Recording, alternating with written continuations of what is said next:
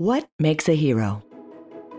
According to philosopher and scholar Joseph Campbell, a hero is an archetypal figure who takes a journey from his or her ordinary world, goes out on an adventure, through a decisive crisis wins a victory, then returns home transformed, with gained wisdom to offer others.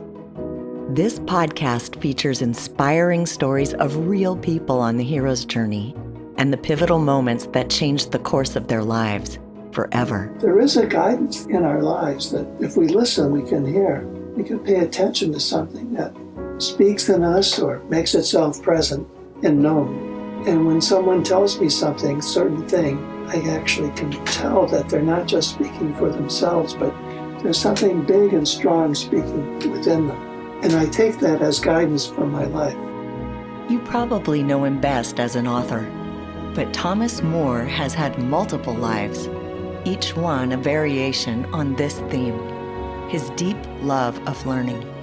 Listen as he offers us a glimpse into one of the most early and formative chapters of his life. May you glean wisdom and inspiration from this hero's journey. I'm Belinda Lambs, and this is The Moment When.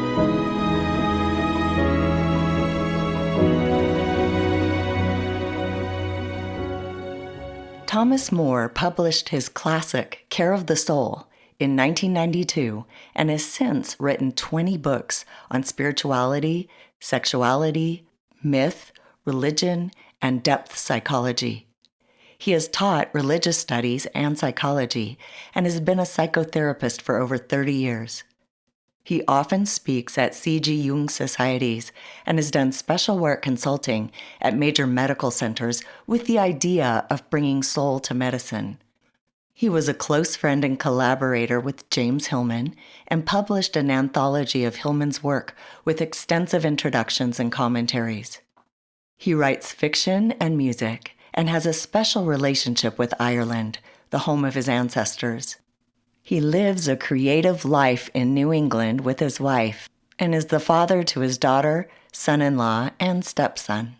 I start all of my shows by setting the context of how I'm connected to somebody. And you and I have never met, but I know of you through your writing. And I came upon that because one of my mentors, Rabbi Finley, he would reference you and James Hillman in his talks. And my husband ended up ordering your book, Care of the Soul.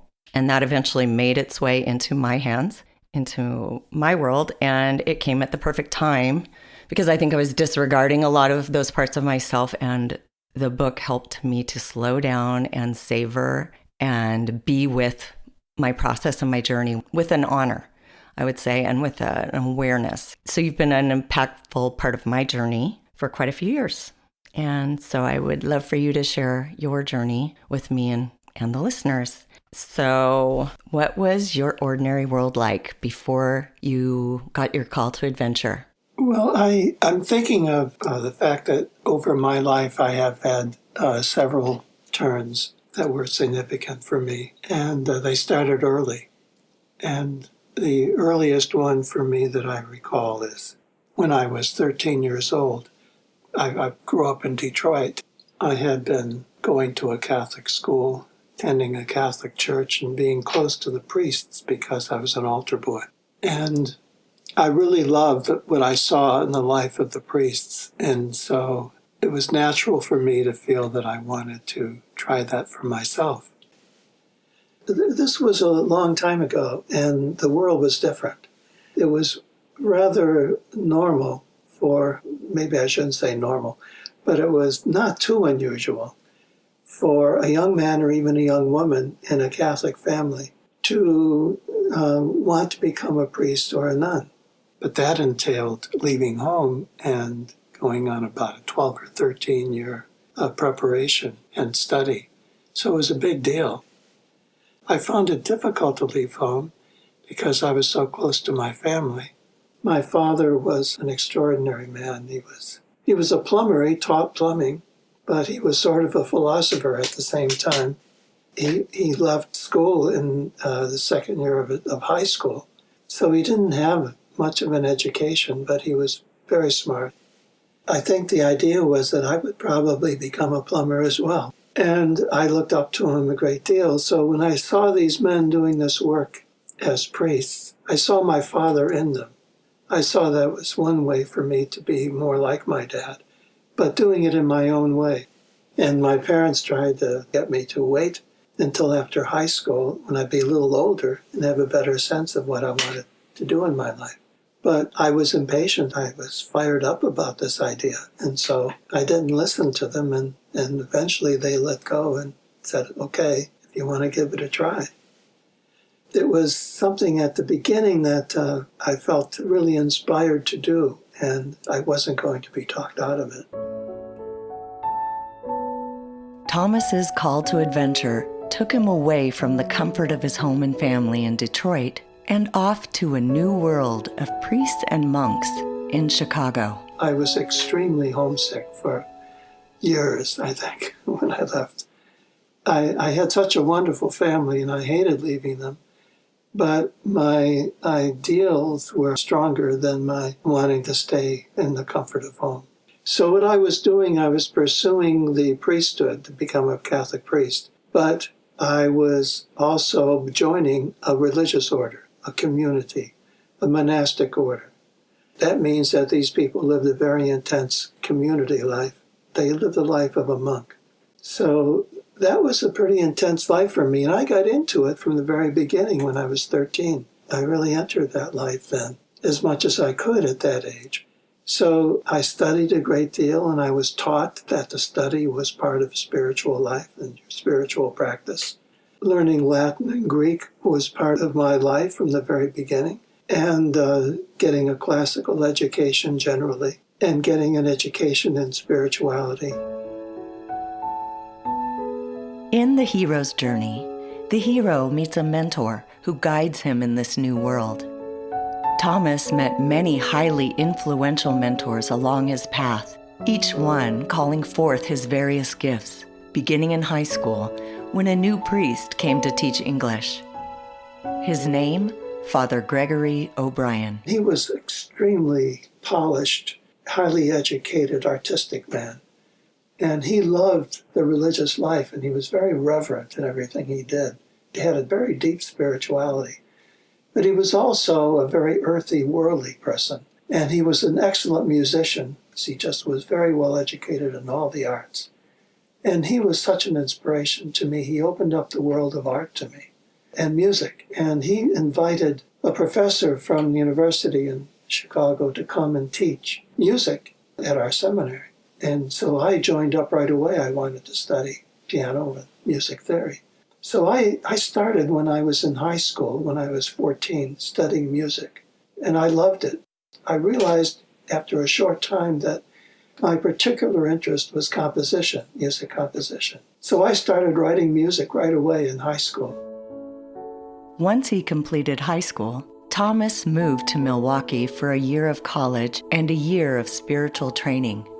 It was during these years that he encountered another key figure, a priest named Father McNamara, who was in charge of the monastery. He was a very wonderful man. He had a good sense of humor. He liked to study. He liked to write. He was an intellectual of sorts, and he liked to be up with the news, what was happening, and he was a good leader. I thought a very good leader. And he saw something in me and asked me to be his secretary for those 2 years. He also asked me, and only me, he didn't ask anyone else there, to write an essay for him once a week that he would read and go over and edit to help me learn how to write. So that was very important to me. I admired this man, and he was one of the first of many men who inspired me and taught me and showed me how to make a move into my own future. The next phase of Thomas's education took him all the way to Northern Ireland, which was a little taste of home, as that is where his family was from originally. There he studied philosophy courses actually taught in Latin, which he found quite interesting and challenging. It was during this time that Thomas decided he wanted to acquire a piece of Irish art, But that was challenging as well. I had no money. I was in this religious order and had the vow of poverty. I had no money to spend on myself. But I figured I'd find some way to do it. So I wrote to the National Gallery in Dublin and asked them the question if they could help me get some art. And the director of the National Gallery, it's a very prestigious position, and he was an honored poet. Thomas McGreevy was his name. He wrote me a note back and said, "Come see me." He didn't say anything else. He just said, come see me. Off to Dublin he went. There, in a small back office at the National Gallery of Ireland, Thomas spent precious time with his new mentor, Thomas McGreevy. He was 70. I was 19. And he began telling me his life story and all the people that he had known who were great writers and artists. He had been a kind of friend or father figure to a lot of writers like T.S. Eliot and James Joyce, especially James Joyce and Joyce's family, and T.H. Lawrence and many other figures like that. And at the moment, he was very close to Samuel Beckett. And I had been reading Beckett's plays, and I loved Samuel Beckett. He was one of my favorite writers. So to sit there with Thomas McGreevy and to listen to his stories, and for him to take me under his wing was really one of the most important events of my life. I think he brought out the artist in me and the writer in me, just as, he had done with so many other people. So I felt that I owed a great deal to him, and he really befriended me. He taught me the value of this kind of friendship, an older person befriending a young person and giving them so much of themselves. So that friendship and that relationship was key for me, very, very important. I'm Belinda Lambs, and this is The Moment When. Today we're talking with Thomas More about his journey to become a priest and the valuable influencers who shaped his life along the way. His story continues. Thomas completed his 2 years in Ireland and headed back to DePaul University in Chicago to study music composition and theology, in Latin, of course. I worked very hard in those years. I thought that maybe when I left, I might be able to be a musician in some way. I knew I couldn't make a living writing music, but I thought I could teach or do something like that. But then I discovered that this double major of mine made it impossible for me to really give enough attention to my musical preparation. So I felt I really didn't have enough education and maybe not enough talent to really do it in a big way. So I decided not to go in the direction of music, even though I already had a master's degree in music composition. Thomas's life path continued to get refined and clarified, leading him right up to his pivotal moment. It was the late 1960s. Revolution was in the air, and I think I caught some of that. And I also felt I was being educated so well that I had a lot of doubts and questions about what was going on in my education. Well, one day I just woke up and I realized that whatever had inspired me to go off and do this and spend 13 years at it had gone. It disappeared within those few weeks. It had just gone. And I'm just the kind of person, I look back at my life. When I feel that way, I make my decision and I get out of it. I make a change. So I told the person in charge that I couldn't go any further. And he tried to convince me to spend a year just to try to sort it out. Taking a year to think about it's not going to do any good because it's definite. I know at this point now that it's time for me to change and shift and move on. And none of my colleagues, my classmates, or my professors understood that. They seemed to be rather negative, and that shocked me and surprised me that I didn't get their support. But I left. I had no way of making a living, and I didn't know what I was going to do. But that was another call. Again, it was time to end this one phase and take a chance on something else. So Thomas left his highly regulated life and entered a new world with a different set of rules. I had lived a vow of poverty for all those years, 13 years, and then suddenly I was living poverty. I had no money, no way of making money. I was coaching students at the university in music as one way of making money. I played the organ at churches to make some money. It was difficult making the transition from being in this monastery to trying to make it and figure out how to live in the world on my own. That was quite a challenge. I didn't want to have anything to do with it when I first left with religion or anything after that. I really wanted to be out in the world and just explore the world itself for a while. What brings a person to the point of making such a dramatic change in their life? Wasn't all that education supposed to solidify Thomas's path to the priesthood? Instead, it guided him in a different direction than he expected. Listen to his reflections on this process of growth and awareness that led to his decision to leave. Your deep interest in spirituality, Yes. I mean, was that there at the beginning? Was it about spirituality for you, or was it yes. about something else? The spiritual life was really important. And when I met Gregory O'Brien, the priest who brought music into my life, he also brought a deep sense of ritual and contemplation and meditation and many, many aspects of the spiritual life. He was so good at that and had such a deep understanding of it. So he influenced me a great deal in that direction too. He was a man who was way ahead of his time, and a lot of the people around him didn't appreciate him, which is typical, especially in the arts, loves the arts, and everyone else thinks that they're just fruitcakes, they don't have any substance, So he had a lot of challenges that way. And what it did for me was that I also became, I guess, then and even now people would call a very liberal theologian. I wanted to move in my own direction or new directions. I wasn't satisfied with the old ways of doing things. I was getting more and more open-minded.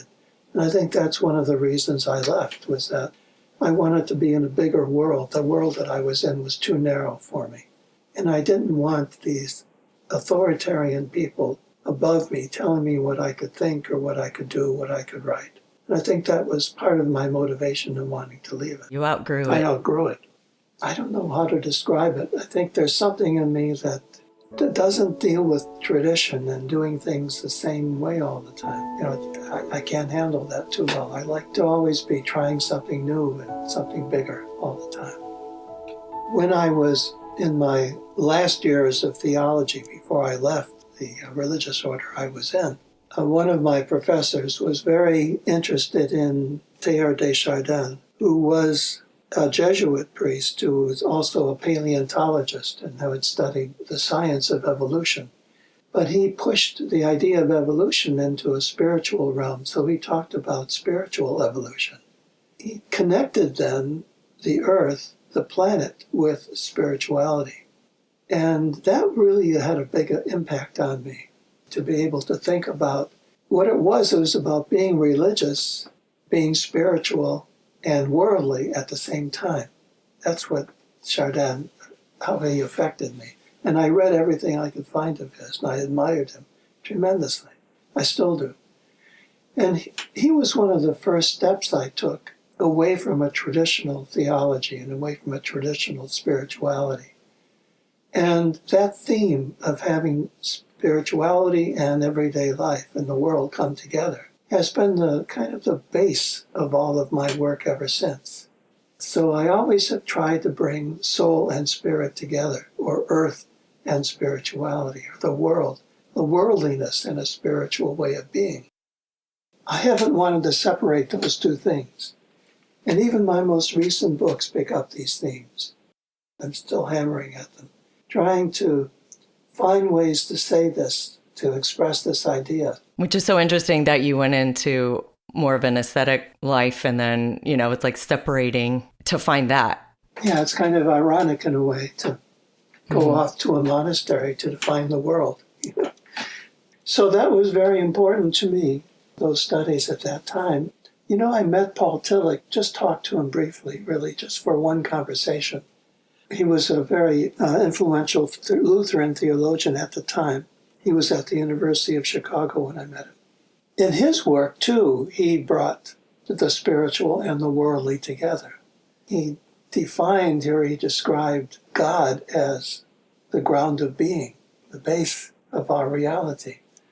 He was always trying to develop what he called a theology of culture, trying to make a workable culture that can thrive with the spiritual awareness. He tried to bring those two together. So there, before I even left the monastery, I had Tillich and Teilhard de Chardin, who were writers. I never met Chardin, and only had a brief conversation with Tillich, but they really had a big impact on me. And ever since then, I've been carrying them around with me in a way. They're part of my heritage, and I'm still working out the questions that they raised. You're listening to The Moment When. We're a fan-funded podcast. If you derive value from these shows, then join our support team by becoming a patron. Just go to patreon.com/Belinda Lambs to become a monthly supporter. For as little as $5 a month, you can make a huge difference. Links are in the show notes. Today we're exploring the power of mentorship and how a receptive soul can benefit from its guidance. With my guest, Thomas Moore. Throughout those years, Thomas's life was shaped by his studies, his experiences, and his mentors. And then there was this mysterious revelation that had finally caused him to shift his path. What about that? Well, I'd like to remark on the way that you receive your information and how other people didn't necessarily understand or support you.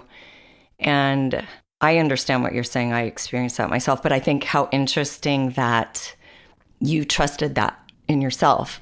Because I know often people have an experience like that where they understand that things are changing, but they keep clinging or trying to make something work that's not really working anymore. And they extend that departure. But something in you seemed to be very quick to trust that. And I think that's really interesting. What were you trusting? I was trusting the revelation I had that I had to move on.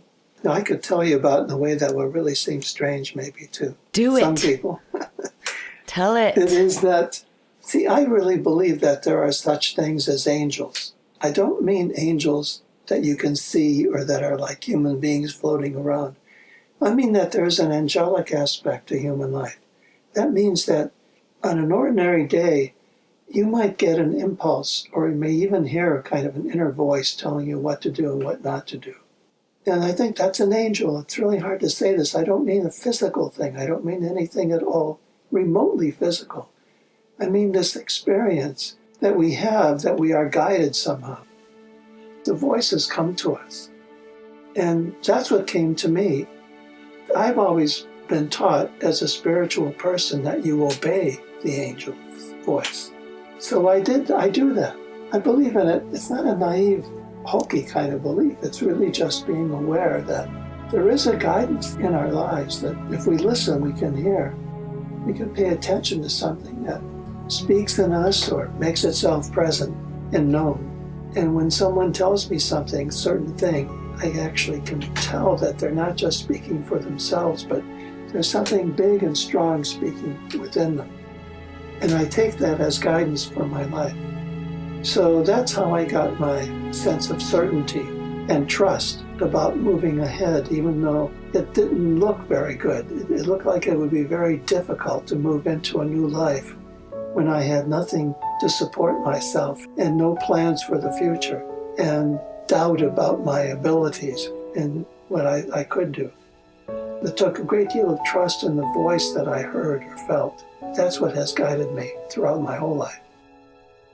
The hero's journey isn't complete until the hero brings home the elixir to offer others. Here's what Thomas brings back. Well, I'm still a monk. I'm still a monk in many ways. If you were to see me right now, I'm in this little room, little cell, you might say, surrounded by bookcases. The books are way over me. taller than I am, the bookcases.